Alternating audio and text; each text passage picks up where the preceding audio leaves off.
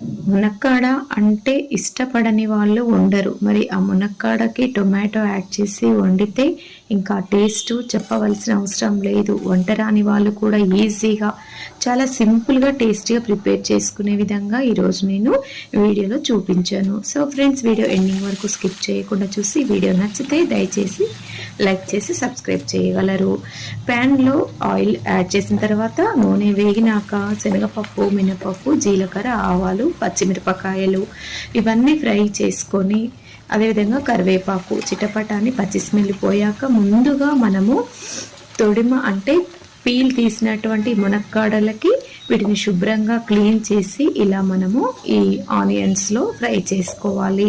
దీనిని మనము మీడియం ఫ్లేమ్లో పచ్చి స్మెల్ పోయే వరకు ఫ్రై చేస్తూ ఉండాలి. అంటే ఇది కొద్దిగా వాటర్ ఎవపరేట్ అవుతూ దీనికి పట్టేస్తూ మొత్తము కూడా ఉడికిపోతాయి. దాదాపుగా 65% వరకు ఉడకాలన్నమాట. అప్పుడే మునక్కాడకి పచ్చి స్మెల్ అనేది పూర్తిగా పోయి మంచి ఫ్లేవర్ అనేది వచ్చేస్తుంది.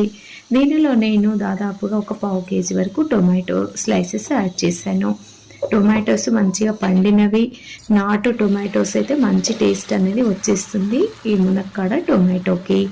సో వీటిపైన కొద్దిగా మనం కొత్తిమీర కూడా యాడ్ చేసేసి ఒక 4 నిమిషాలు లో ఫ్లేమ్లోనే దీన్ని ఉడికించేసి అడుగు నుండి పై వరకు కదుముతూ ఉండాలి. ఇలా పూర్తిగా ముక్కలు ఉడికే వరకు మనము ఈ టొమాటో పీసెస్ మగ్గే వరకు దీన్ని లో ఫ్లేమ్లో ఉడికిస్తూ ఉండాలి. ఇప్పుడు దాదాపుగా ఈ మునక్కాడ పీసెస్ అనేవి ఉడికిపోయాయి కాబట్టి అల్లం వెల్లుల్లి పేస్ట్ ఒక 1/2 టేబుల్ స్పూన్ పసుపు యాడ్ చేసి పచ్చి స్మెల్ పోయే వరకు దీనిని మనము మగ్గనిచ్చుకోవాలి. ఇలా మీరు ప్రిపేర్ చేయండి, చాలా టేస్టీగా ఉంటుంది. ఏ ఇంగ్రీడియంట్స్ అనవసరంగా యాడ్ చేయకుండా సింపుల్గా ప్రిపేర్ చేసుకునే రెసిపీ. ఇప్పుడు పైనంగా కొద్దిగా సాల్ట్ యాడ్ చేస్తే మంచి టేస్ట్ అనేది వచ్చేస్తుంది. ఏ కర్రీ చేసినా సరే ముందు పీసెస్కి కొద్దిగా సాల్ట్ యాడ్ చేసి చూడండి, ఆ టేస్టే వేరుగా ఉంటుంది. ఇలా ఒక 2-3 నిమిషాలు మగ్గిన తర్వాత టేస్ట్ని బట్టి కారం యాడ్ చేసుకొని అదేవిధంగా జీరా పౌడర్ 1/2 టేబుల్ స్పూను, పచ్చిధనియా పౌడరు ఇలా మొత్తము మనము కదిపే విధంగా అంటే కలిసే విధంగా యాడ్ చేసుకోవాలి. ఇలా మొత్తం కూడా కలిసిన తర్వాత కొద్దిగా అంటే 1 నిమిషం వరకు మనము కారం పట్టే వరకు లిడ్ క్లోజ్ చేసి ఉంచాలి.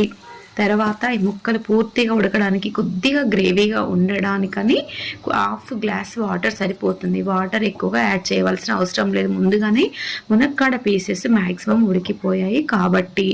సో ఇలా దీనిని మనము లో ఫ్లేమ్లోనే చిక్కగా వచ్చే వరకు అంటే గ్రేవీతో చిక్కబడే వరకు మనం ఉడికిస్తే చాలు. దీనిలో కొద్దిగా జీడిపప్పు పేస్ట్ యాడ్ చేసుకోవచ్చు. ఏదైనా సరే కొంచెం మన ఇష్టాన్ని బట్టి యాడ్ చేసుకోవచ్చు. బట్ నేను మాత్రం ఏమీ యాడ్ చేయలేను.